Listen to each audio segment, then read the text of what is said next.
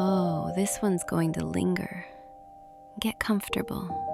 Let the cold fade away. Slow down. Breathe it in. And when you're ready, baby, dream of a new life.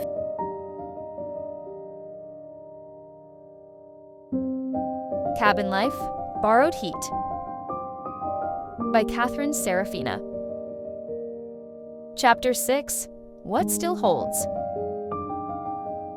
Shane was on his feet again sooner than I liked. Not steady, just stubborn. He could walk, technically. The limp was less pronounced now, the stitches clean and healing, but every deep breath still caught in his chest. I could hear it when he thought I wasn't listening. That slight hitch, the pause before exhale. Davis noticed too. "We can't keep waiting," he said one morning, tightening the straps on his pack. "I don't like going out alone." "I know," I said. "That doesn't mean he's ready." Shane frowned. "I feel fine." I watched him stand, shift his weight, test his leg like he was trying to convince himself as much as me. Then I moved a step past the table, and my foot slid inside my boot. I pitched sideways before I could stop it. Davis caught my arm instinctively. I barely kept my balance, heart jumping hard into my throat. "Jesus," he said. "You okay?" I steadied myself against the counter, irritation flaring hot and immediate. "My shoes don't fit." Shane looked down. Really looked this time, the way my foot shifted when I tried to settle it. The extra space even with thick socks stuffed inside. "They haven't for a while," I added. I just didn't say anything. The room went quiet. Not because of the shoes, but because no one missed what they implied. Shane shifted his weight again, testing his leg like he'd been doing all morning, jaw set in the same stubborn line. I met his eyes, held them. "You feel restless," I said. "That's not the same thing as being ready." The silence stretched. Finally, Davis exhaled. "All right, short runs then. Close." I nodded. "A couple of hours. Back before it even starts getting dark." Shane hesitated, then nodded once. Neither of them argued. That surprised me more than anything. They left later than usual, moving carefully, and I watched from the doorway until they disappeared into the trees. Only then did I realize my hands were shaking. Not with fear exactly, but with something like responsibility. I stood there for a moment longer than necessary, boots planted carefully now, feeling the space inside them like a quiet accusation. When they came back, on time, Davis glanced at my feet before he said anything. "We'll deal with it," he said, "soon." Shane nodded. "You shouldn't be slipping around like that." It wasn't an apology. It was agreement. I was halfway through prepping dinner when I realized I'd been standing still for too long. The pot was heating. The vegetables were cut. Everything was waiting. And I was just aware. I went to my room and closed the door. For a moment, I just stood there, breathing. Then I pulled my shirt over my head and caught my reflection without meaning to. It wasn't dramatic, no sudden shock, just undeniable. There was weight there now. Not swelling, not suggestion. Real mass that shifted when I moved. I lifted one arm, then the other, watching the way everything responded. I gave a small, experimental shake, barely more than a test. The motion didn't stop when I wanted it to. I swallowed. This wasn't something I could muscle through anymore. I stared at myself for a long second, jaw tightening. "You've got tits," I muttered under my breath. The word felt blunt, heavy, undeniable, not swelling, not a trick of posture, not something I could explain away anymore. Breasts, on my chest, enough that they moved when I did, enough that pretending they weren't there felt ridiculous. I reached for the bra.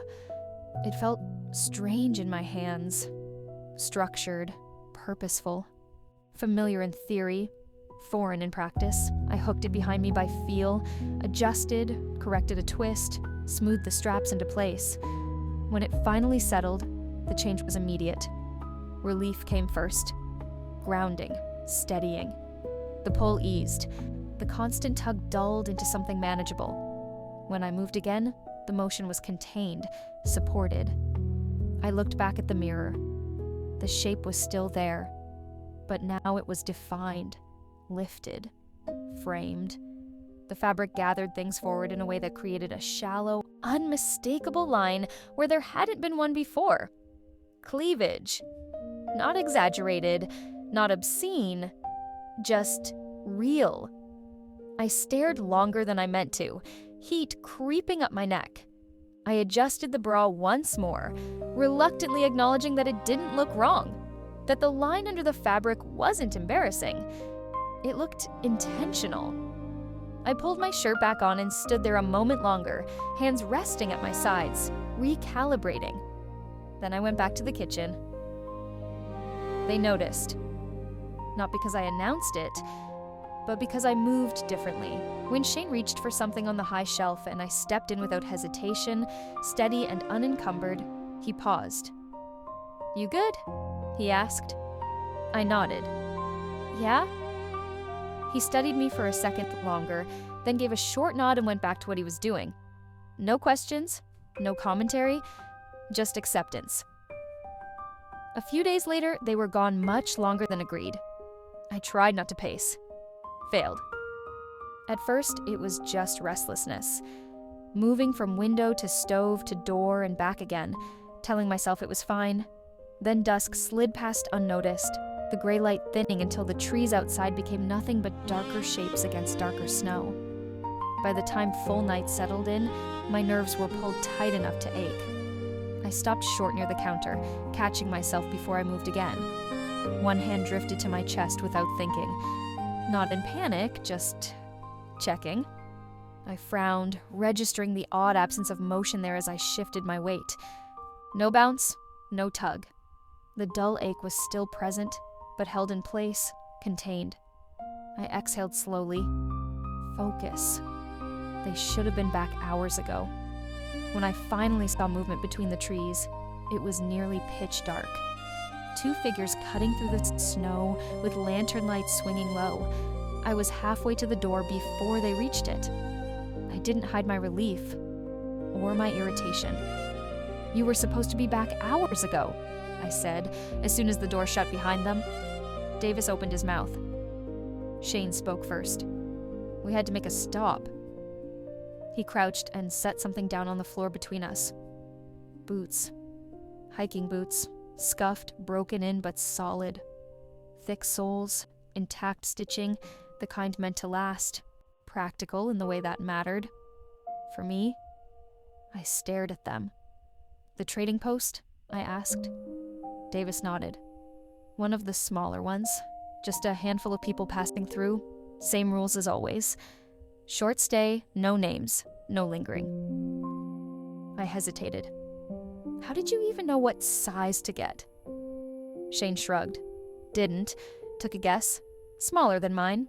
Bigger than nothing." Davis snorted. "Figured we'd be close enough to make it work?" I swallowed. "What did you trade for them?"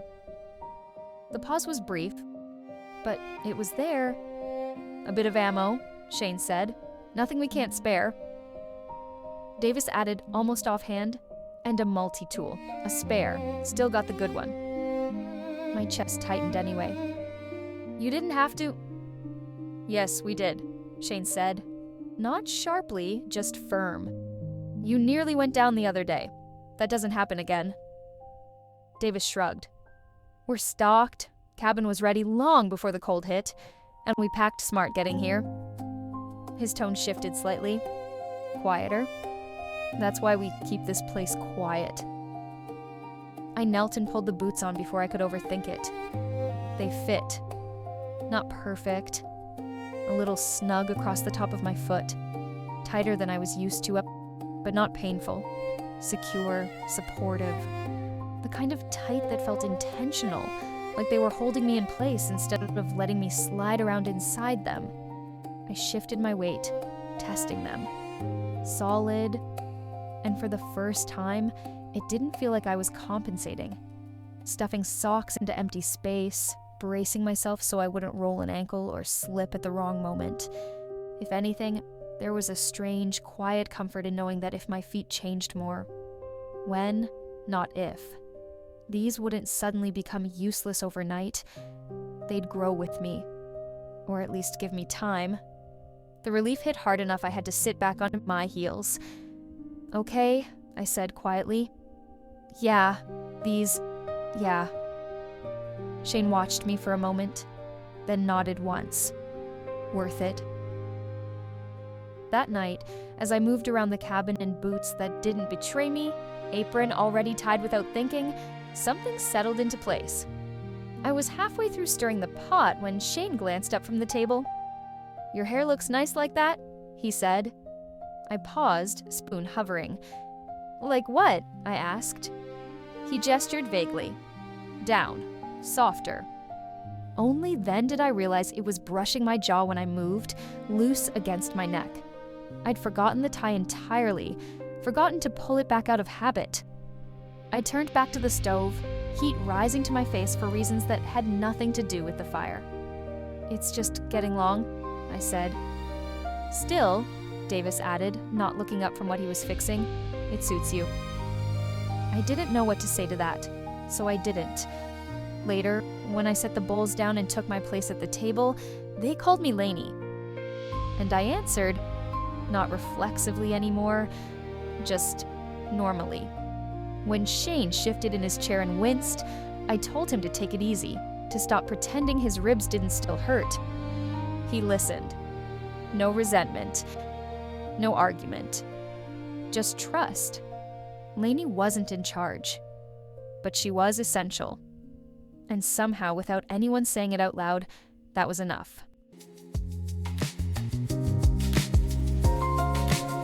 Thank you for watching. The body knows before the mind does. Still lost in the dream, aren't you? Don't worry, I've got plenty more where that came from. Sweet, sexy, transformative little dreams. All just a click away. And if you're craving the naughty versions, the ones too hot for YouTube, you know exactly where to find them. On my Patreon. I'll be waiting, gorgeous.